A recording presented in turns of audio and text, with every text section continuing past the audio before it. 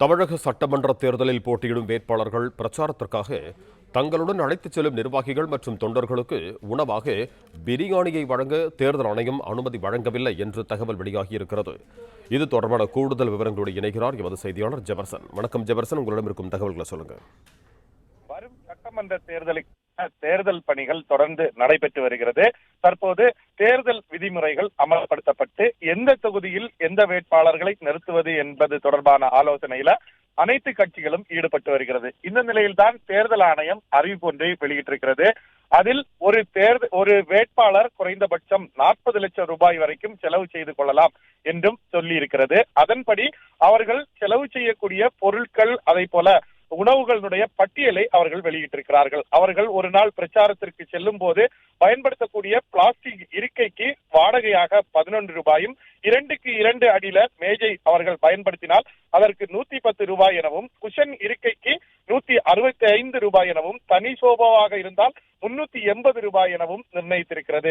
அதே போல 8க்கு 4 என்ற அளவு கொள்ளளவு கொண்ட கொடியை அவர்கள் பயன்படுத்தினால் ஒரு கொடிக்கு 40 ரூபாய் எனவும் அவருக்கு விலை நிர்ணயம் செய்யப்பட்டிருக்கிறது. அதே போல வேட்பாளர் செல்லும் பகுதியில வாழைத்தார்களை, அதாவது குலையுடன் கூடிய வாழைத்தார்களை அங்கு நிறுவினால் அதற்காக 650 ரூபாய் அந்த வேட்பாளருடைய செலவுல எழுதப்படும் என்றும் தெரிவிக்கப்பட்டிருக்கிறது.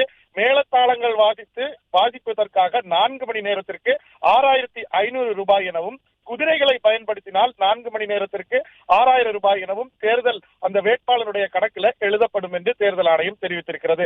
அத்தோடு சிறிய தண்ணீர் பாட்டிலுக்கு 7 ரூபாயும், வெஜிடபிள் ரைஸ் மற்றும் வெஜ் பிரியாணி பயன்படுத்தினால் 50 ரூபாய் எனவும் தேர்தல் ஆணையம் தெரிவித்திருக்கிறது. 100 கிராம் ஸ்வீட் ஆனது பயன்படுத்துவதற்கு வித்தவுட் ட்ரை ஃப்ரூட்ஸ் அந்த 100 கிராம் பயன்படுத்தினால் அதற்கு 50 ரூபாயும், வித் ட்ரை ஃப்ரூட்ஸ் 100 கிராம் அந்த ஸ்வீட் பயன்படுத்தினால் 90 ரூபாய் எனவும் விலை நிர்ணயம் செய்யப்பட்டிருக்கிறது.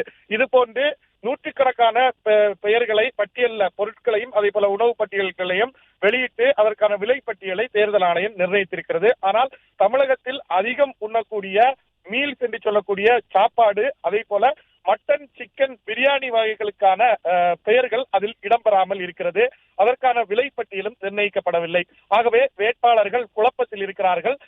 பிரியாணிக்கு தடை விதிக்கப்பட்டிருக்கிறதா, பிரியாணி பயன்படுத்தினால் இங்கு கூட வரக்கூடிய நபர்களுக்கு பிரியாணி வாங்கி வழங்கினால் அதை எவ்வளவு என்று தேர்தல் ஆணையம் நிர்ணயம் செய்யும் என்ற குழப்பத்தில் அவர்கள் இருப்பதாக சொல்கிறார்கள்.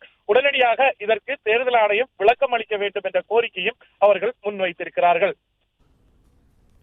பிளே ஸ்டோர் மற்றும் ஆப் ஸ்டோரில் இருந்து பாலிமர் செயலியை QR கோடு மூலம் பதிவிறக்கம் செய்யுங்கள். செய்திகளை உடனுக்குடன் பெறுங்கள்.